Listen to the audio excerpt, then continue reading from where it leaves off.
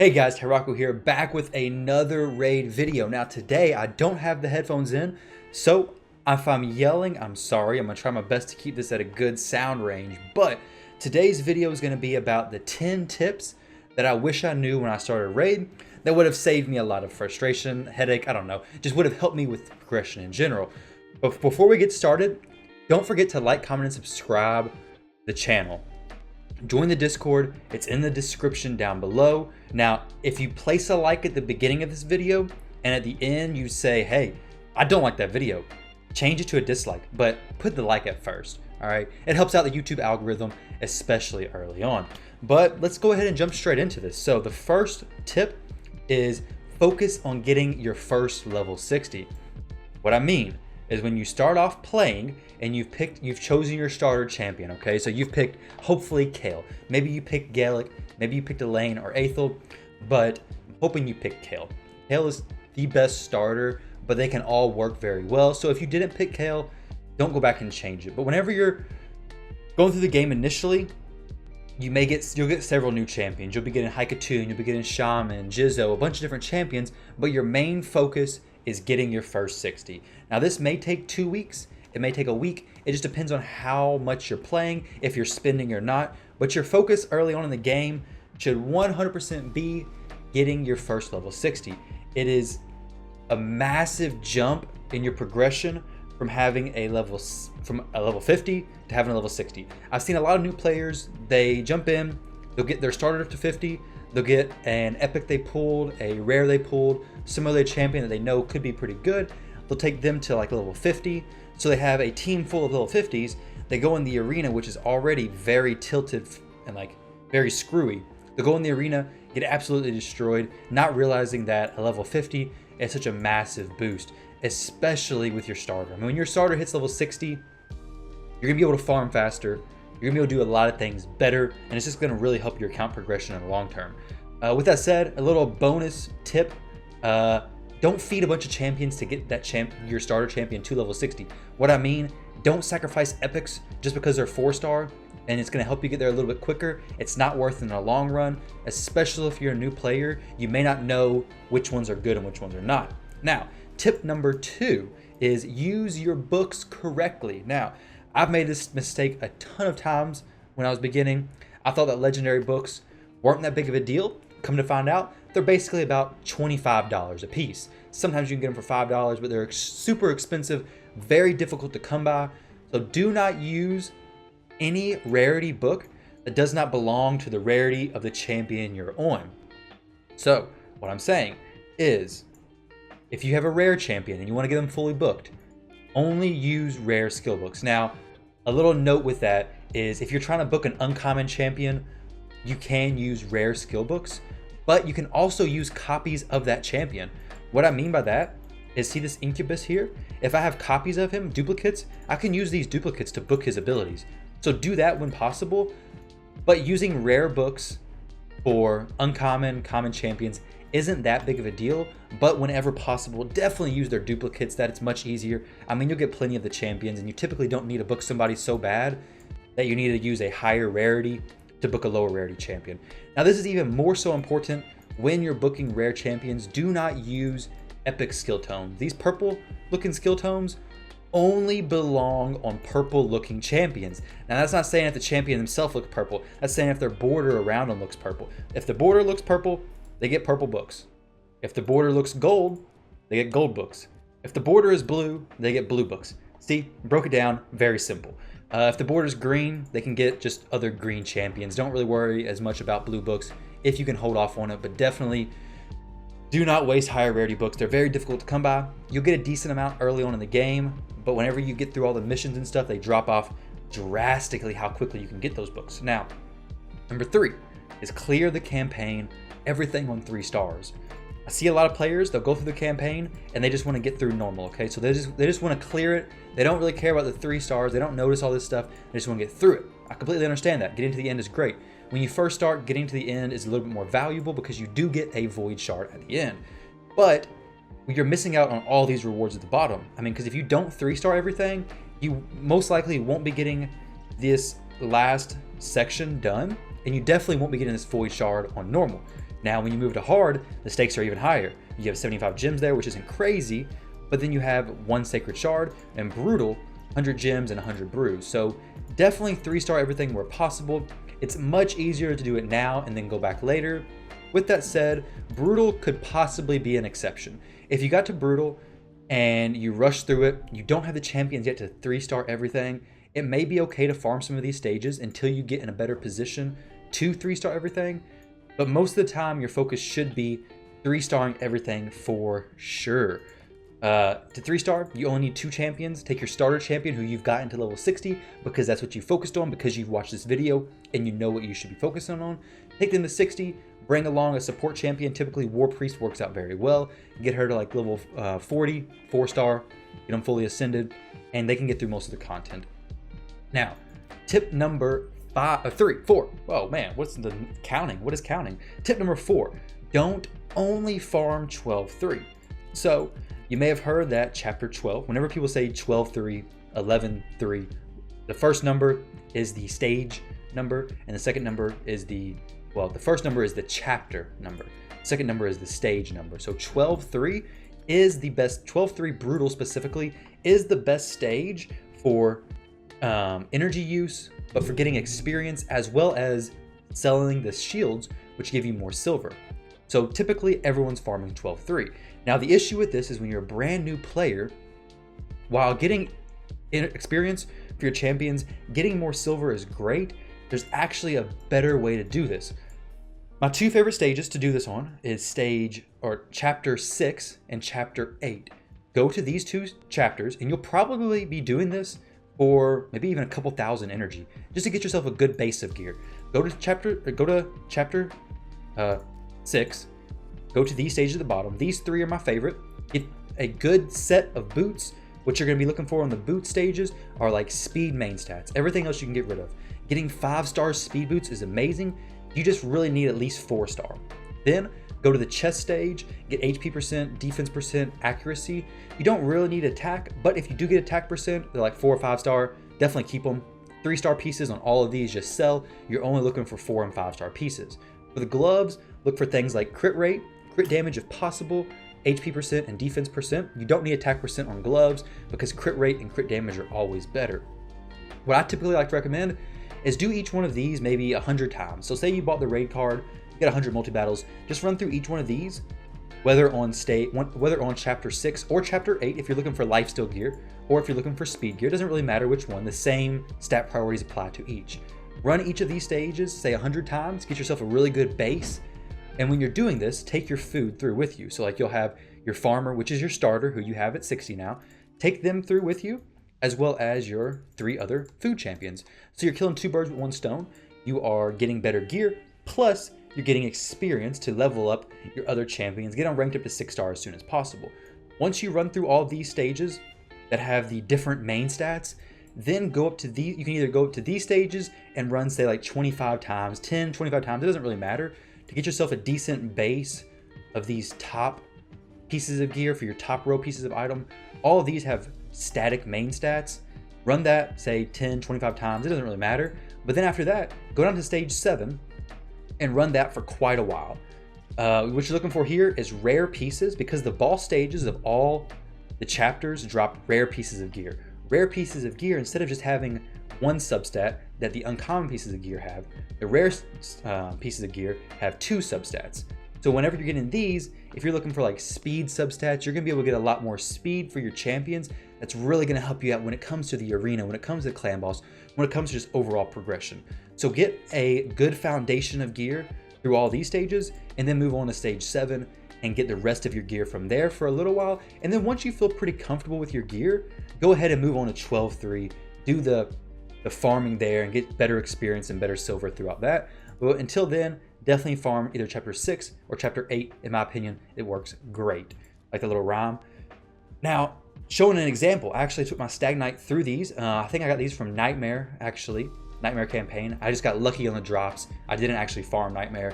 But both of these you can see are common pieces of gear. Some people think common pieces of gear aren't great. Common pieces of gear are great, especially when you're early on in the game. Getting the percentage stats are better for level 60s.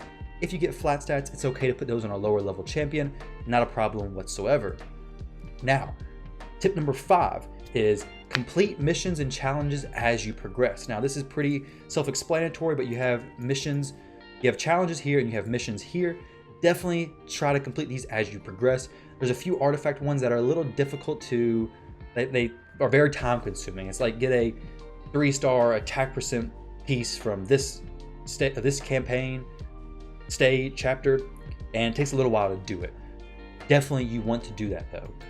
When you do it, you can run through with your higher level champion, you can level them up, level up some food champions while you're doing it so you can get a little bit more benefits. It is a little bit of a headache, but it's much better to do it early on instead of waiting till way later on in the game where you're already progressed way past that and you're not getting as much benefit. At least early on, you're getting a little bit more benefit. But if you're already later in the game and you haven't done it, definitely go back and do it. Now, number 6 is buy your masteries if you are not farming Minotaur 15. So, if you're not doing Minotaur 15, any of the other stages are very, very, very inefficient to get your masteries. Now, if you're only using the free energy you get every day, maybe you can find an argument to make for that. But if you're planning to buy energy refills with gems, do not do it, as it is such a waste of time. Just spend the 800 gems that you will get from doing your missions that we talked about in the last tip. You will get 800 gems. You'll get all this free to play. But if you spend those gems to buy your masteries, in order to buy your masteries, you just go into your champion pool, go to masteries, and you just get all scrolls. Now, whether you have 0 scrolls or you have every single scroll you need except for 1 scroll, it always costs 800 gems. It is 100% worth it. Throw it on your starter champion. Hopefully that champion is Kale. Once you get their tier 6 mastery, they're going to do significantly more damage to the clan boss, especially if they're in lifesteal gear, and they just become so much better. Now, I typically recommend at least buying your first champion's masteries, maybe even your first 2 or 3 champion's masteries.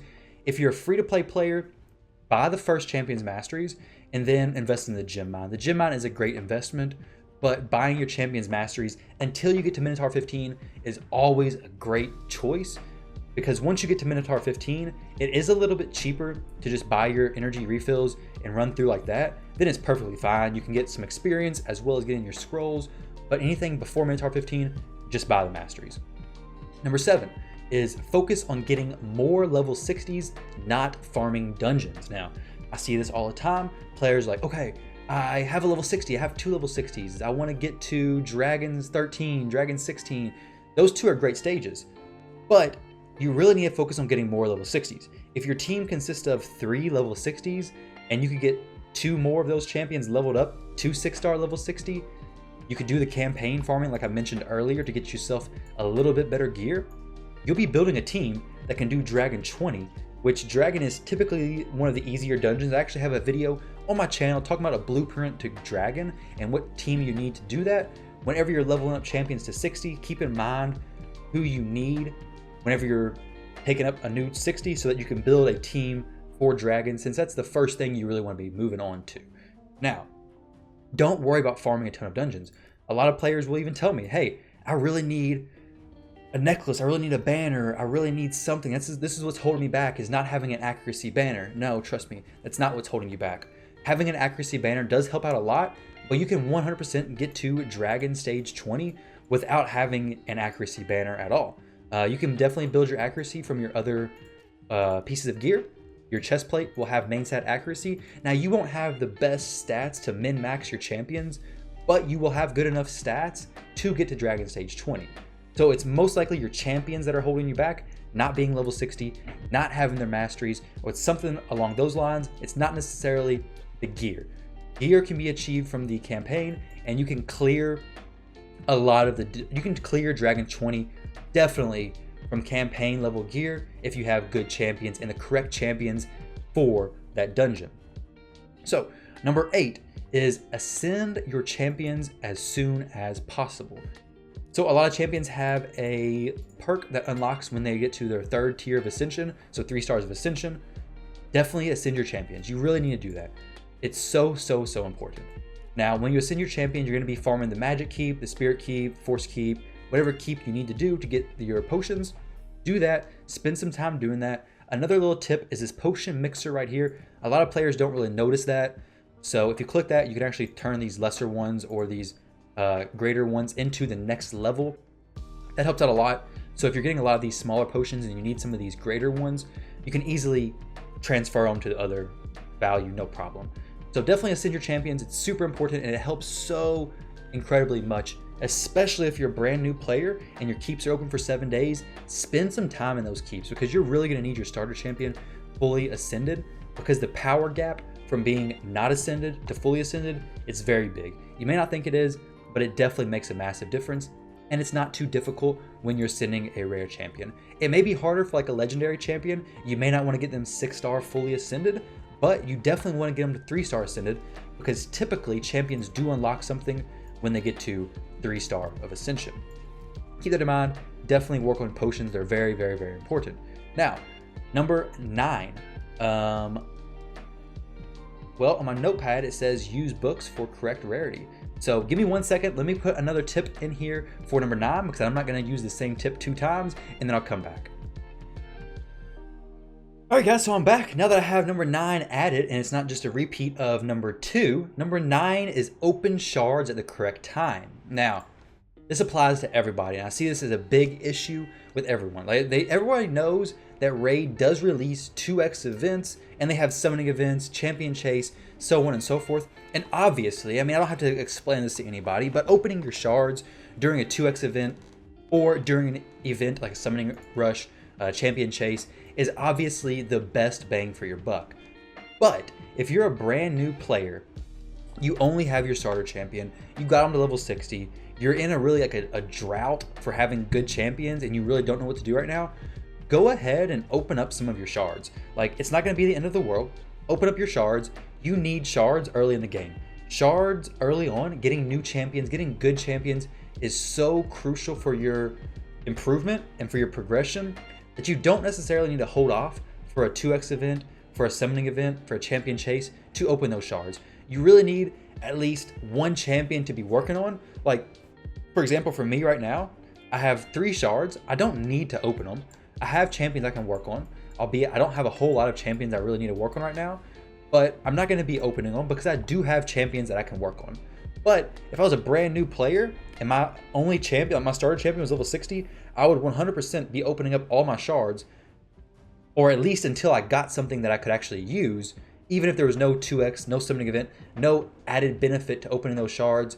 Having a champion to progress is so much more important and so crucial to your continued progression. Now, number 10 is a kind of a few tips built into one. Don't focus on tier lists and mastery guides early on. Instead, understand the champion by themselves and why they may be good or why they may be bad. Now, tier lists are great. Tier lists from other content creators, so on and so forth, are definitely helpful. Mostly what I'm talking about is there's a few websites out there which kind of rank champions, and without understanding why each champion is ranked the way they are, it really gives it a very skewed image.